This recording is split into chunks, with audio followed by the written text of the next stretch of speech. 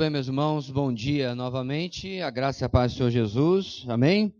Estamos ainda com alguma bateria já chegando ao penúltimo dia do nosso retiro, e é normal aí o cansaço, né? A gente faz atividades que nós estamos acostumados, temos fortes emoções e é parte, né, do pacote, esse cansaço. Eu achei engraçado uma vez que um novato de retiro, acho que foi ano passado, disse para mim: vai ser muito bom esse retiro porque eu estou precisando descansar. Sabe de nada, inocente. É tão bonitinho esse pessoal novo na fé, né? Porque assim eles não conhecem essas coisas, não. Acho que retiro é lugar para descansar. Muito bem. Nós queremos também dar um abraço àqueles que não são de nossa igreja, que estão conosco nesse retiro. Uma alegria ter vocês conosco também. Muito bem, meus irmãos. Nesses dias aqui, nós temos caminhado, como vocês sabem, nas 7 cartas que estão, obrigado, meu irmão, em Apocalipse capítulo 2 e capítulo 3. Hoje nós vamos passar para o capítulo 3. Quero que você abra, por favor, a sua Bíblia em Apocalipse capítulo 3.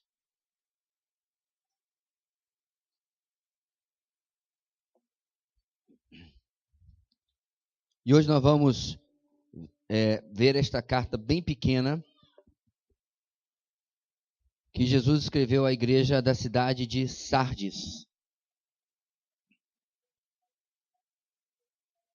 Antes de mais nada, vamos orar. Pai querido, nós agradecemos pelo nosso tempo aqui nesta manhã, pelo privilégio que temos tido, ó Deus, de usufruir da comunhão com os irmãos, do tempo de oração, de compartilhar da Tua palavra e de aprender dela. Muito obrigado, Deus, por esses dias que podem ser, que não sirvam realmente para descanso físico, porque brincamos, temos momentos de lazer, momentos, ó Deus, onde podemos compartilhar da vida dos irmãos e realmente saímos daqui talvez fisicamente cansados, mas saímos com refrigério espiritual de estar na Tua presença e na presença do Teu povo por esses dias. Muito obrigado e abre o nosso coração e mente para a Tua palavra, dado o Teu Espírito nesta manhã mais uma vez a cada um de nós. É o que oramos em nome de Jesus. Amém.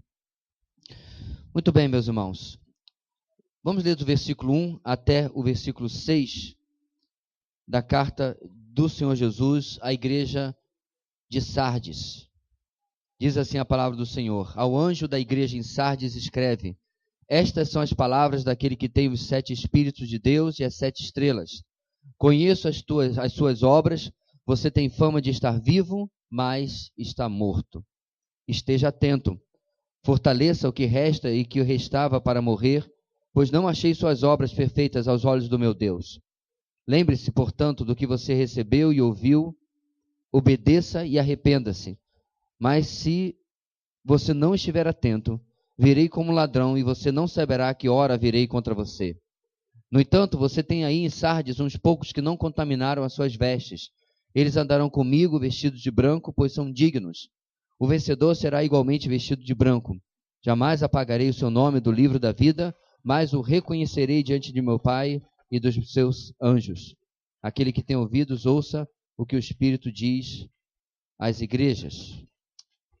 Muito bem, meus irmãos. Sardes, esta cidade onde localizava esta igreja, era uma importante cidade comercial da Ásia Menor e, seguindo a rota geográfica que mencionamos desde o começo, ela está na sequência depois de Tiatira e ficava a cerca de 50 quilômetros de Tiatira.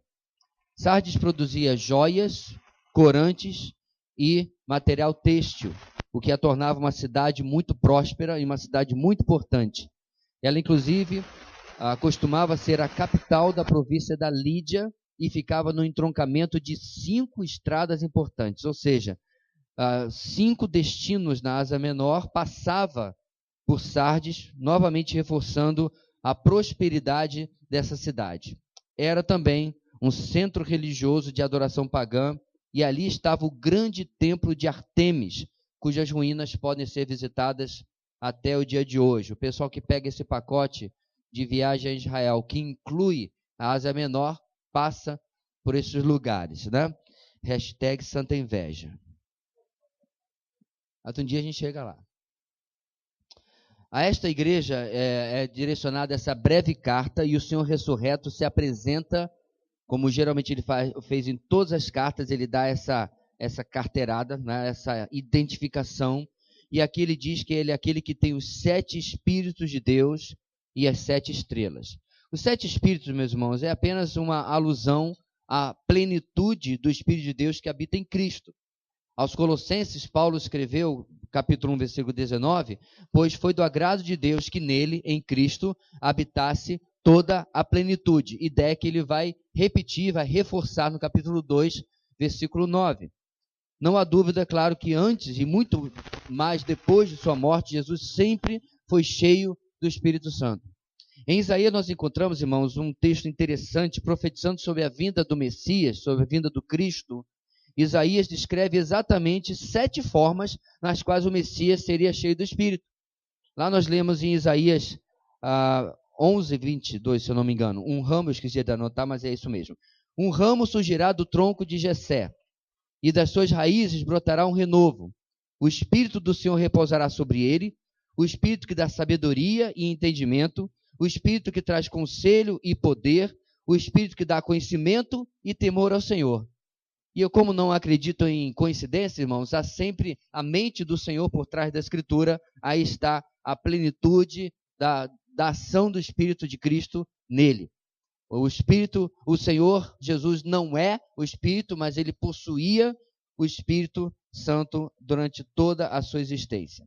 E, finalmente, as 7 estrelas, como nós já vimos lá no capítulo 1, versículo 20, são os 7 mensageiros, ou pastores, se você quiser colocar, a quem foram direcionadas estas cartas.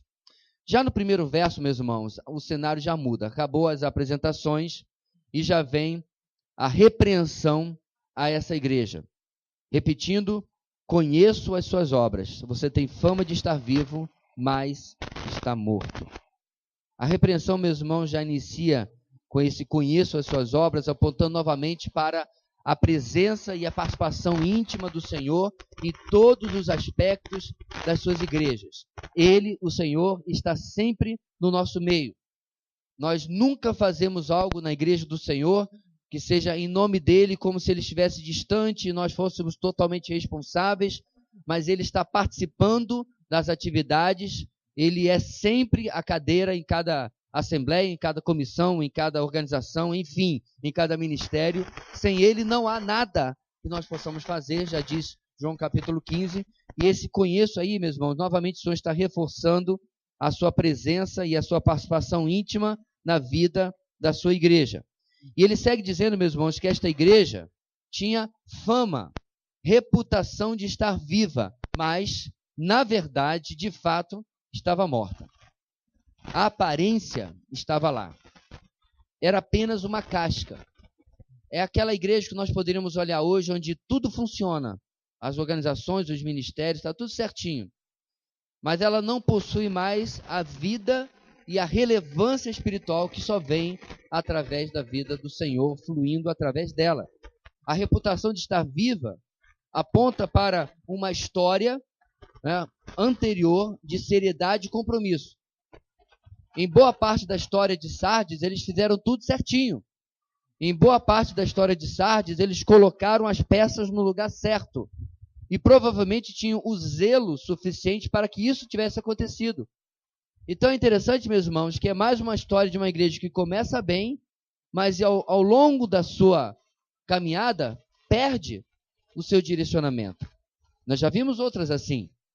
A Éfeso, lá no começo, Jesus falou o quê? Lembra de onde você caiu. Você estava no lugar certo, você estava protegendo a doutrina, você estava servindo as pessoas, você estava repudiando os falsos mestres, mas vocês abandonaram a devoção, a piedade, o primeiro amor. Então, meus irmãos, isso é um alerta muito importante, porque a última coisa que uma igreja pode ou deve fazer é se basear nos louros do passado, ou sequer nos louros do presente. Estar bem hoje não é carta branca ou garantia indefinida de que estaremos bem amanhã. O preço disso daí é a constante vigilância. O preço de estar bem pelos padrões que o Senhor coloca para a sua igreja, meus irmãos, é a constante autoanálise. e autoconfrontação, para emprestar o título da matéria da nossa EBD. Isso começa, meus irmãos, não no conjunto, mas no indivíduo. Uma igreja saudável é o somatório de cada um dos seus membros. Basta que comece um pequeno foco de desânimo, um primeiro foco de mau contentamento, onde a pessoa se conforma com a mesmice, com o lugar comum, ou começa a achar que essas coisas que o Senhor está destacando aqui, essa aparência, é o que realmente importa, e aquilo vai se alastrando e vai passando para um e para outro, e quando nós menos percebemos, é a maioria da igreja, e é por isso que o Senhor está falando com esta igreja aqui, que está nessa situação. É apenas uma reputação, mas não há nada significativo. A declaração, meus irmãos, de Cristo é que na realidade, na real situação, na verdade, eles estavam mortos, eles não tinham vida verdadeira. Mas qual é esta real situação? Como eles haviam chegado até lá? A igreja, meus irmãos, e o Senhor não determina quando isso aconteceu, é isso que é mais alarmante, porque poderia ter acontecido naquela geração, poderia ter acontecido na geração anterior e passou a má influência adiante, ele não coloca. Mas a igreja havia adormecido, havia se acostumado às bênçãos e ela já não incomodava ninguém. Não havia um testemunho ativo e, portanto, para com a sociedade romana da época, não havia motivo de perseguir essa igreja. Ela não incomodava o mundo, ela não impactava o mundo. Olha que diferença, meus irmãos, da igreja no primeiro parte do século, quando o evangelho estava novo, fresco. Quando a igreja chega em determinado lugar, qual é a opinião deles sobre os cristãos? Aqueles que têm transtornado o mundo, algumas traduções dizem, aqueles que têm colocado o mundo de cabeça para baixo chegaram também aqui. Mas por que, meus irmãos? Porque eles faziam marcha para Jesus? Eles transtornavam o mundo porque eles faziam passeatas? Porque eles faziam protesto? Não. Porque aqueles que ganhavam dinheiro com idolatria se convertiam e abandonavam a idolatria. E em muitos lugares, a idolatria e a venda de artefatos religiosos fazia parte da saúde econômica daquelas cidades. E o evangelho começava a transtornar isso. A mesma opinião, meus irmãos, foi dada durante alguns avivamentos, quando o espalhar do avivamento produzia com que lugares de bebida alcoólica, lugares de promiscuidade, de prostituição, começassem a fechar. E aquilo afetava a economia de determinada cidade que sobrevivia da bebida alcoólica que era vendida lá. E as pessoas estavam se opondo não ao evangelho em si, mas aos efeitos dele, os efeitos sociais e econômicos que ele provocava. O ponto aqui, meus irmãos, será que a igreja de hoje possui uma característica de incomodar o mundo pelas razões corretas? Na primeira noite nós fomos incomodados aqui com uma música altíssima. Eu brinquei com alguém que eu ia pegar uma daquelas músicas bem crente. Ia virar o nosso paredão para lá. Mas tem que ser aquela, tipo, sabe aquela cantora da Assembleia de Deus que canta, sabe? O pastor Marcelo conhece.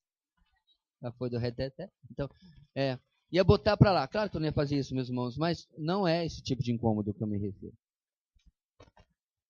Porque é verdade, muitas vezes a igreja evangélica tem incomodado o mundo pelas maneiras piores.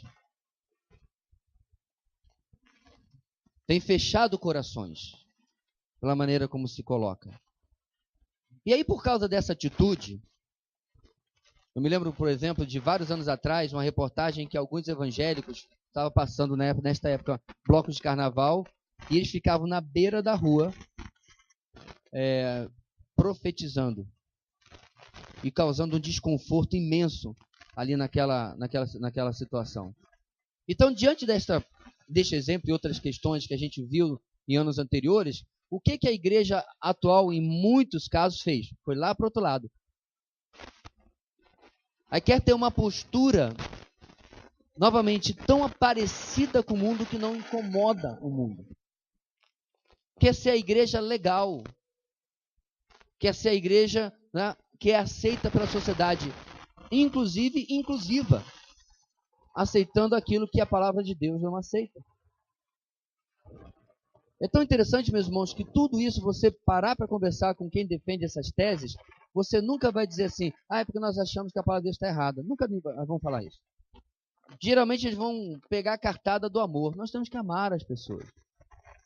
Aí eu pergunto, meus irmãos, o Cristo que durante essa nossa narrativa chamou um lugar de sinagoga de Satanás, outro de trono de Satanás, a outra de profundos ensinos de Satanás, está amando pouco, né?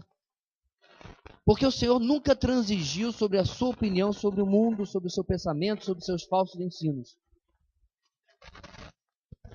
Em todas essas cartas, ele nunca transigiu em permitir que a igreja imitasse o mundo. Muito pelo contrário, queria que se afastasse e se distinguisse do mundo.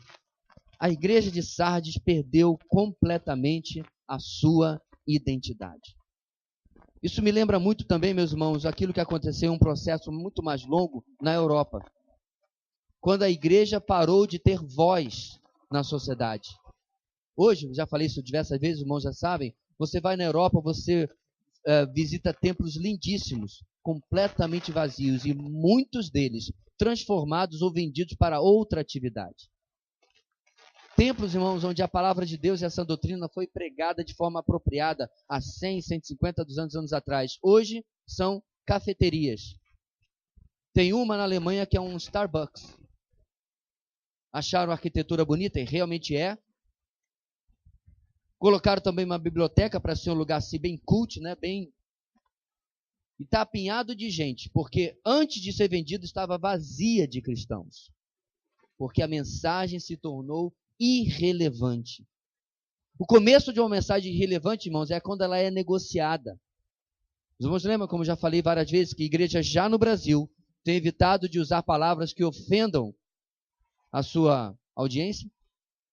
Não pode falar de pecado. Inferno, Deus me livre. Literalmente.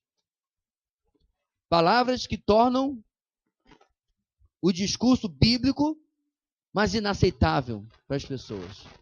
E assim a sociedade vai perdendo do meio dela a voz profética da igreja. A voz que prega o evangelho, que prega as verdades da palavra de Deus. E diante, meus irmãos, do diagnóstico que o Senhor dá, já no versículo 2, como de costume, a igreja desviada, pecadora, recebe uma advertência do Senhor. Ele diz, esteja atento. Ou seja, acordem, sejam vigilantes. O apelo é que eles saiam do torpor da zona de conforto para questionar o seu estado em como eles estão. Alguns anos atrás, irmãos, eu trabalhava para uma empresa muito grande aqui na cidade e lá estavam vários evangélicos. O que me trazia, meus irmãos, muita espécie, muito incômodo, é o fato de que boa parte desses evangélicos ou não eram conhecidos ou não faziam absolutamente diferença nenhuma ali dentro. Alguns participavam das mesmas brincadeiras que os demais funcionários, outros eram completamente calados em relação ao testemunho do evangelho, ao ponto de que uma chefe de um determinado departamento veio a conhecer o evangelho depois através de uma colega de outro departamento, essa sim muito ativa em pregar o evangelho, mas ela tinha do seu lado uma irmã em Cristo. Muda, calada, que não incomodava em absolutamente nada, porque não tinha um testemunho ativo. Esse é o problema desta igreja. Está dormindo, está deitado em berço esplêndido e não tem impacto nenhum na sociedade, e o Senhor os adverte. Acordem. Sejam vigilantes. As pessoas entram para diversas religiões, meus irmãos, para encontrar paz de espírito, aí vai para a meditação. Às vezes quando alguém diz, não, entrei para tal religião, nós fomos para um retiro espiritual e lá ficamos contemplando a natureza, estou sentindo uma paz de espírito. Essas não são as figuras que nós vemos no cristianismo. Guerra, batalha, está na sua Bíblia. Figuras que necessitam que nós estejamos atentos. Que nós possamos beber a água lá com Gideão, enquanto vigia ao redor. As figuras da palavra de Deus, meus irmãos, mostram para nós que a igreja é a igreja militante, no momento. Mas parece que muito cristão vive como se já fosse a igreja glorificada. Já estamos no céu. Já podemos relaxar. Porém, não. O mundo, a carne e o diabo são inimigos que não dão trégua. O tempo todo, meus irmãos, eles estão buscando enfraquecer a sua vida espiritual, enfraquecer o seu fervor, a sua piedade, para que assim isso se espalhe e a igreja de Sardes possa se tornar uma repetição em cada igreja. Por ora, meus irmãos, o Senhor precisa que eles se tornem vigilantes, mesmo que nenhuma ameaça por ora exista, até porque seria muito improvável que a oposição viria. Porque se a oposição viesse, meus irmãos, a atitude deles provavelmente mudaria imediatamente, eles seriam acordados.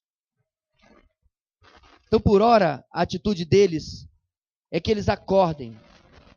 Recomendo, meus irmãos, o Senhor que eles cuidem também daqueles que ainda restam.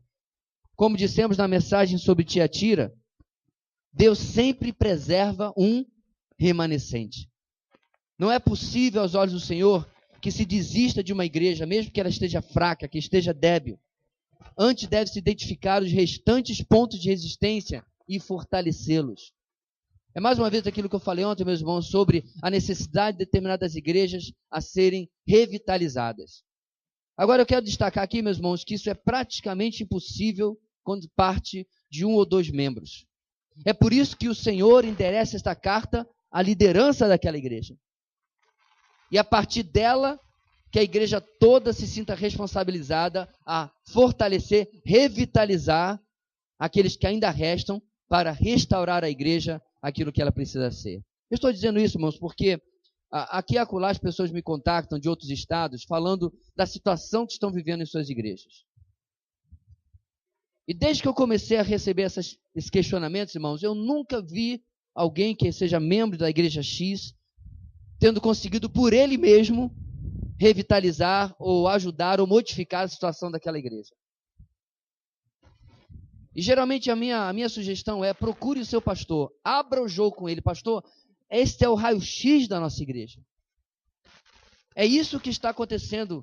Eu queria saber se o senhor enxerga a mesma coisa que eu.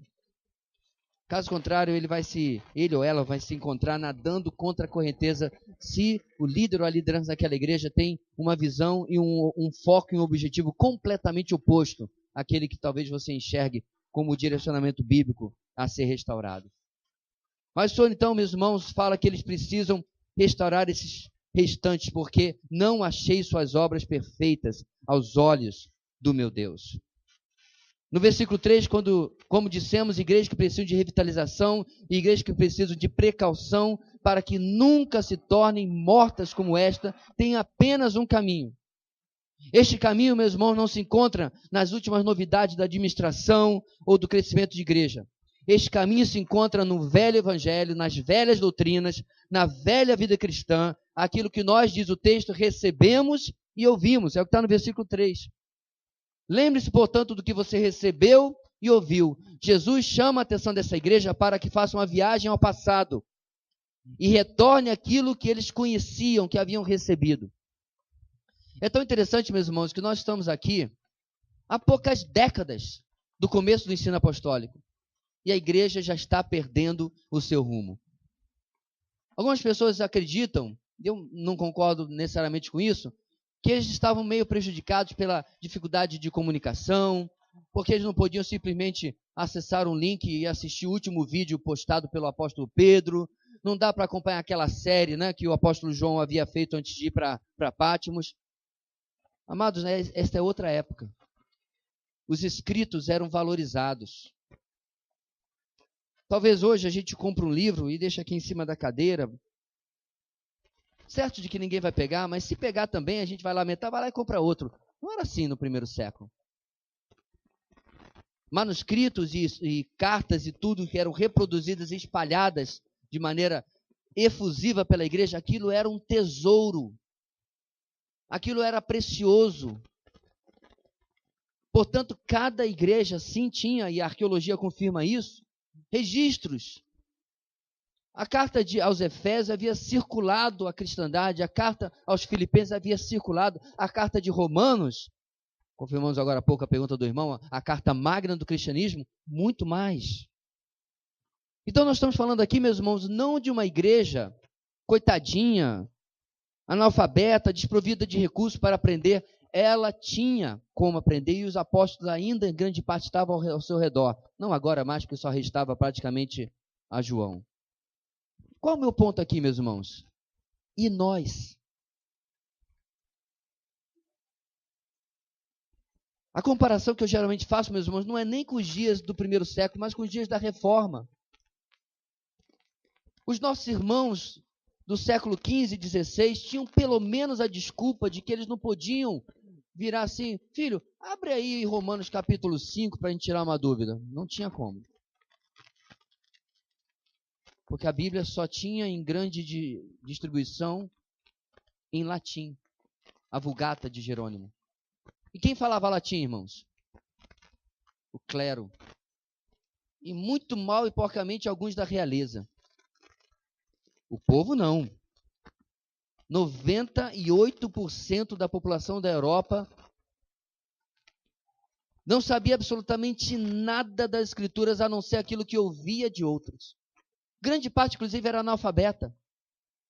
Outro ponto para a reforma que espalhou a necessidade da alfabetização para que as pessoas lessem as Bíblias que estavam sendo traduzidas.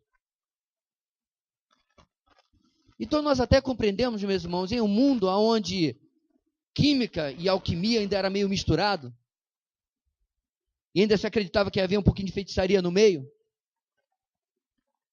em um mundo onde aquilo que o clero falava era lei, você ainda dá um desconto, mas eu volto a perguntar, e nós?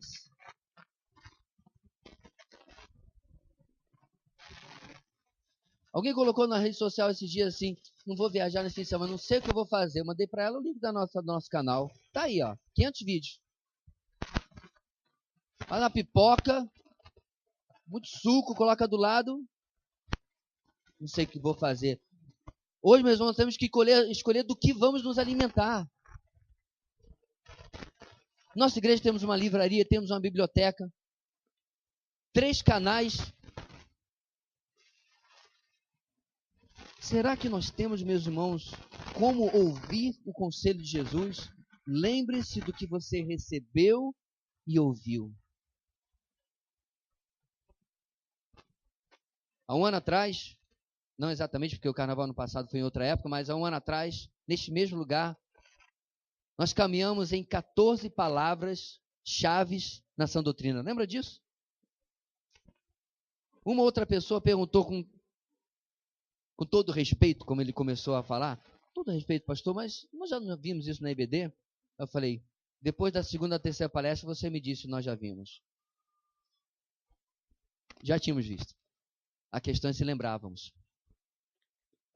Se nós lembrávamos como explicar sobre a justificação pela fé. Sobre a expiação, na verdade, a dupla expiação. Um ano se passou, meus irmãos, se eu passasse aqui uma prova, com aqueles que estiveram conosco há um ano atrás, como você sairia? Lembre-se do que você recebeu e você ouviu. Por que nós precisamos, irmãos, lembrar do que recebemos e do que ouvimos? Olha o resto do versículo. Obedeça e arrependa-se.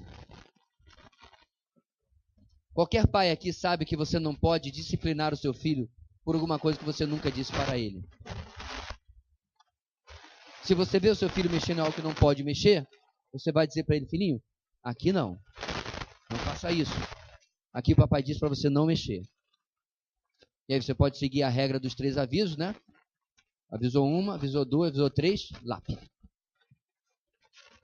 Mas ele foi avisado. Nós fomos avisados. Esta igreja, meus irmãos, fora avisada. Por isso que o Senhor fala para ela, para que ela se lembre do que aprendeu. para que ela volte atrás, para que busque obediência e arrependimento àquilo que recebeu e ouviu, mas abandonou. E nada muda, meus irmãos. Infelizmente, muitos cristãos querem uma terceira via, na qual eles possam se manter reunidos, se alegrando, enquanto escolhem aquilo que vão obedecer ou não vão obedecer. E aquilo que nós faremos ou não faremos segundo a nossa própria vontade. Qual é o resultado? Aparência de vivo, mas essencialmente morto. É daí que vem, meus irmãos, o desvio de Sardes. Começou a selecionar o que deveria ou não deveria obedecer. Neste ano, meus irmãos, enquanto estamos reforçando, eu não gostaria de dizer que estamos em campanha de evangelismo, porque seria até uma ofensa à ordem do Senhor, mas estamos reforçando a questão do evangelismo. Já entramos no 3º mês. Como tem sido o seu exercício de obediência àquilo que vimos falando desde o final do ano passado? Em um domingo, em janeiro, nós reforçamos, e aqui e acolá, em uma mensagem ou outra, temos relembrado como tem sido a sua obediência. Então perceba, meus irmãos, como às vezes nós somos seletivos, porque também não é nada novo. A nossa tarefa de pregar o evangelho a toda criatura, a boazinha e a ruinzinha, a legalzinha e a antipatizinha, o amigo e o desconhecido. Essa tarefa, meu irmão, repousa sobre cada um de nós. Mas aí nós começamos as racionalizações, aonde encontramos autocláusulas de exceção do porquê. Pelo menos eu não vou ter como fazer isso agora, pastor. Porque passei agora na faculdade, estou na época de prova, terminei agora a faculdade, vou fazer a pós, nasceu o filho foi para a faculdade. Sempre há um projeto humano para nos impedir de fazer os projetos de Deus. Não deveriam, mas se tornam para nós, meus irmãos, essas desculpas justificadas. A igreja de Sardes, meus irmãos, além do aviso ou do caminho de como restaurar o seu estado anterior, ela mais uma vez é avisada que o Senhor iria cobrar deles. Olha como o versículo continua. Mas se você não estiver atento, virei como ladrão e você não saberá a que hora virei contra você. Aquele que dorme é surpreendido pelo ladrão. O Senhor virá um dia, é claro, nós já sabemos desse texto, como um ladrão na noite. Mas será que ele está falando aqui da sua volta? Não. Ele está falando, meus irmãos, que esta igreja, que se não acordar do seu torpor, receberá uma visita de disciplina do Senhor. Tal como ele havia dito a outra igreja que iria remover o seu candelabro, aqui ele está falando dessa igreja, meus irmãos, que ela irá receber uma visita também de disciplina do Senhor, se eles não compreenderem a necessidade de mudança. O que me chama a atenção aqui, meus irmãos, também, é como o Senhor é misericordioso, e Ele vai dando a esta igreja e a nós, aviso após aviso. É mesmo, pastor? Quando é que Deus tem feito isso? Você não tem feito seu devocional, não? É cada perna manca na nuca. Irmãos, é cada uma que você recebe.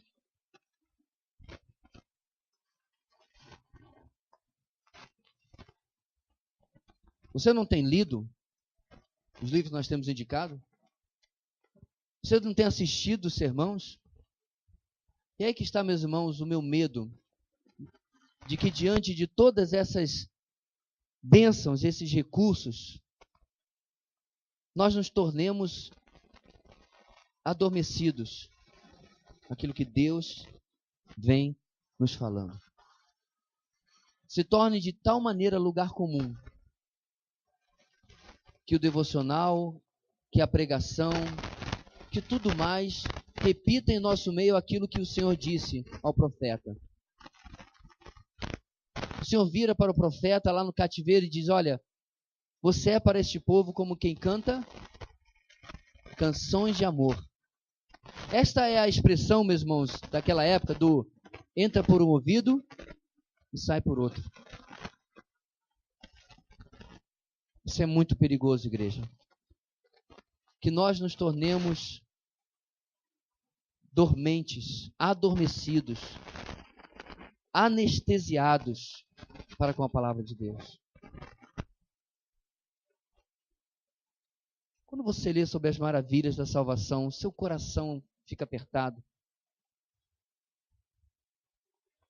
Quando você relembra quem você era antes da sua conversão, dá um nó na garganta.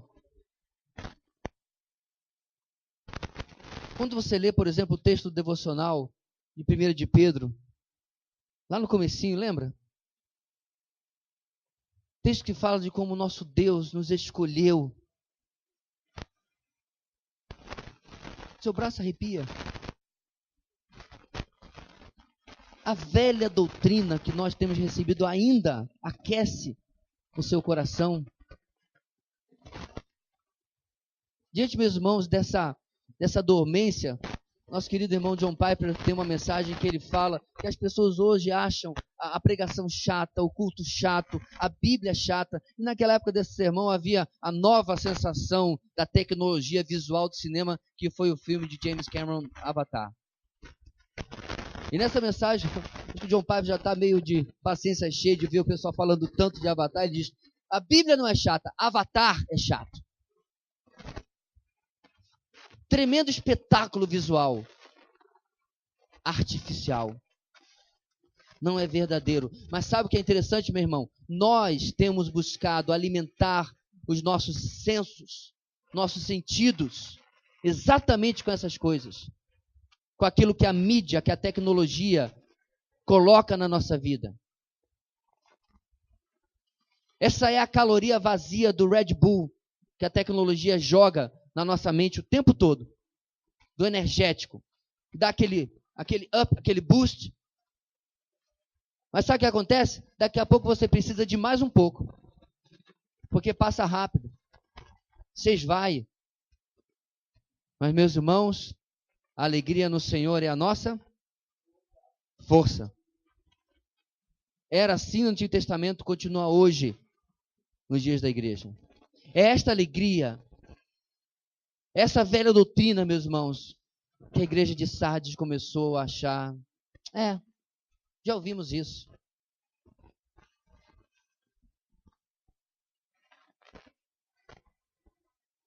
Há uns anos atrás eu decidi testar meu paladar por boa comida. E eu peguei, meus irmãos, passou na minha timeline do YouTube, uma conferência, não precisa mencionar o nome aqui, e um determinado pregador, extremamente enfadonho. Acho que Jonathan Edwards, que dizia que ele lia o sermão de maneira monótona, devia ser mais emocionante do que esse camarada. Profundamente enfadonho, lento. Não saía do púlpito, não tinha gente parado aqui com uma voz. Mas eu sei da qualidade espiritual daquele irmão. Eu sei da seriedade com as escrituras e o conteúdo bíblico. E eu falei, é esse aí que eu vou assistir. Porque, meu irmão, assistir, eu acho é mole. Assistir John Piper é fácil. Quando o velhinho gesticula e tal, você vai junto. Lá o camarada dessa conferência, umas 2, 3 vezes eu dei uma piscada, eu confesso. Mas quando eu parei, quando terminou a mensagem, eu parei minhas anotações e percebi quanta coisa profunda da palavra eu havia sido relembrado, não aprendido. Porque nenhuma mensagem biblicamente digna você vai ouvir nenhuma novidade. Você vai ser relembrado das velhas verdades que você insiste em esquecer. E sabe qual é a lição que eu aprendi, meus irmãos? Pouco importa se o invólucro é monótono, monotônico, até chato, até enfadonho. O que importa é o conteúdo. E o conteúdo naquele dia daquele irmão, meus irmãos, preservaria a igreja de Sardes naquele caso, se ela desse atenção àquilo que estava sendo pregado. Nos versículos 5 e 6, a carta termina retornando à nossa conhecida fórmula, apenas onde se altera a promessa. O vencedor, todo cristão, iria ser vestido de branco. Branco significa, sabemos, santidade, justiça, retidão. Todas essas ideias estão por trás desta figura, na simbologia, especialmente de Apocalipse, mas todo o Novo Testamento. Ao vencedor também é prometido que seu nome nunca seria apagado do livro da vida. Essa afirmação, irmãos, tem levado alguns a considerar que a alternativa seja possível, isto é, que algum nome poderia ser apagado do livro da vida. Mas o texto não precisa ser interpretado assim obrigatoriamente, porque ele não está falando isso. O Senhor está reafirmando aos salvos nesta igreja de que o lugar deles está garantido. E João sabia muito bem disso, porque ele mesmo havia registrado as palavras de Jesus em João capítulo 10 quanto à nossa segurança. Nos versículos 27 a 29 nós lemos: as minhas ovelhas ouvem a minha voz, eu as conheço e elas me seguem. Eu lhes dou a vida eterna e elas jamais perecerão. Ninguém as pode arrancar de minha mão. Meu Pai que as deu para mim é maior do que todos. Ninguém as pode arrancar da mão de meu Pai. Como alguém pode discutir com um texto com tamanhos absolutos? Jamais perecerão. Ninguém arrancará de minha mão. Ninguém arrancará da mão de meu Pai. Portanto, meus irmãos, o que o Senhor está falando é reafirmando aos cristãos, aos vencedores, que seus nomes, os nossos nomes, jamais serão apagados do livro da vida. Além disso, Apocalipse 17:8 nos diz que os nomes dos salvos foram escritos no livro da vida desde a fundação do mundo. Ou seja, antes de qualquer um de nós ter existido ou poder ter feito alguma coisa boa ou ruim. Assim, apenas e unicamente a graça soberana de Deus é que tem nos escolhido em Cristo antes do começo do próprio tempo. Finalmente, meus irmãos, esta segurança é selada pela promessa do Senhor em nos reconhecer, em nos chamar de seus diante do Pai e de seus anjos. Como nós findamos esta carta, irmãos? O Senhor finda para nós, ouvindo, atendendo. Aquele que tem ouvidos, ouça. Irmãos, eu não escondo a minha preocupação, eu espero que seja sadia com o futuro. E eu não me refiro a se vou comer ou beber ou qualquer coisa, estou falando do nosso futuro.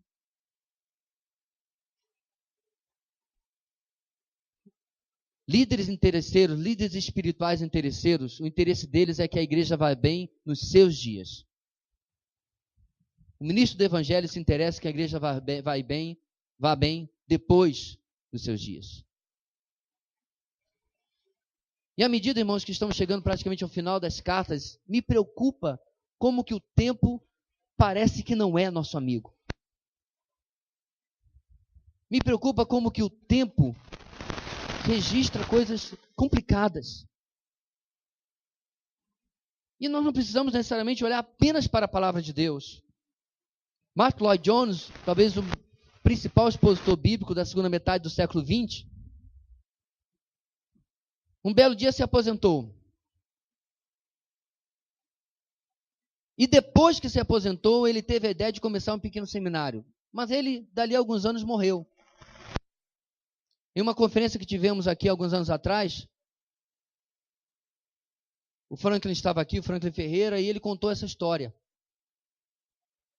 Ele contou que apenas 12 anos depois da morte de Mark Lloyd Jones, em que ele já não era mais pastor da igreja, não estava mais vivo para manter a sua influência ali, na capela de Westminster, 12 anos depois a igreja já apresentava desvios doutrinários, desvios teológicos. 12 anos apenas. Por que isso me aflige, meus irmãos? Quando eu vi isso do Frank aquele dia, do Franklin, eu falei assim, rapaz, eu desisto, eu vou vender banana. Eu vou cuidar dos meus computadores, vou dar minhas aulas de inglês, eu vou desistir desse trem. Mas aí eu percebi, meus irmãos, eu senti realmente o Senhor falando na minha vida, você pode fazer isso ou pode aprender com a história. Ah, é, né? É por isso que nós começamos o CFM. É por isso que nós começamos, na verdade, diversas coisas na nossa igreja. Mark Lloyd Jones não era perfeito. Pregava infinitamente melhor do que eu jamais pregarei se eu tivesse 10 vidas para viver. mas não era perfeito. Em algum ponto da sua estratégia, ele e outros erraram. Louvamos a Deus por suas vidas, podemos aprender com seus erros. E quando eu falo, meus irmãos, que um dia no nosso retiro vai estar um de vossos filhos em pé bem aqui ensinando a igreja, eu não estou sendo demagogo. Este é o mais profundo desejo do meu coração. Que o Senhor seja gracioso conosco e nos dê uma igreja onde nossos líderes saiam de dentro de nós. Onde nós não precisemos ir fora buscar aquele que nós temos pela palavra ordem para gerar. Pelo ensino, pela palavra. Por mantermos no nosso meio um zelo pela palavra e pela doutrina que nos previna de andar nos caminhos, quer seja de Sardes ou de Tiatira, e um amor que nos previna de andar nos caminhos de Éfeso. Mas eu não acho, amados, que essa tarefa seja fácil. Você não pode esperar por mim. Você não pode esperar pela sua grande referência espiritual nesta igreja. Essa é uma tarefa feita, meu amado, pelo esforço de cada um e de todos nós. É necessário que o corpo de verdade funcione. Porque eu fico pensando, meus irmãos, que quando esse torpor começou a inundar Sardes, alguns perceberam. É como se a minha perna, por estar parado do jeito errado, dormisse. E eu fingisse que não tivesse, nada aconteceu. Estou lá, arrastando a perna. O que aconteceu, pastor? Nada. Está tudo ótimo. Está funcionando tudo que é uma beleza. Tá não. Parte da igreja estava dormindo lá atrás. A outra parte fingiu que não estava vendo. Nada está acontecendo. Nada aqui para ver. Está tudo maravilhoso. E isso se espalhou. Por isso, precisa, amados, que o corpo funcione. Por isso que eu insisto na sua presença no nosso culto de oração às sextas-feiras. Por isso que cada ausência, inclusive nesse retiro, me dói o coração. Pessoas estão perdendo de ser edificadas. Por isso que a sua ausência na EBD, ou no grupo de vida, ou no culto, não é bater cartão, não é bater ponto. É estar junto com a Assembleia do Senhor, aprendendo da palavra do Senhor. E assim edificando uns aos outros. Para que eu espero os alertas que vimos esses dias. Nunca precisemos receber uma carta do Senhor para nos alertar também. Oremos. Deus querido, clamamos, ó Deus, que Tu venhas sempre nos despertar da nossa dormência, do nosso torpor. Tira-nos, ó Deus, do comodismo, da zona de conforto. Nos incomoda por qualquer ou quaisquer instrumentos que forem. Dá-nos, ó Deus, uma vida espiritual vibrante, que ama profundamente o nosso Deus e que zela pelas verdades que o nosso Deus zela. É o que oramos em nome de Jesus. Amém e amém.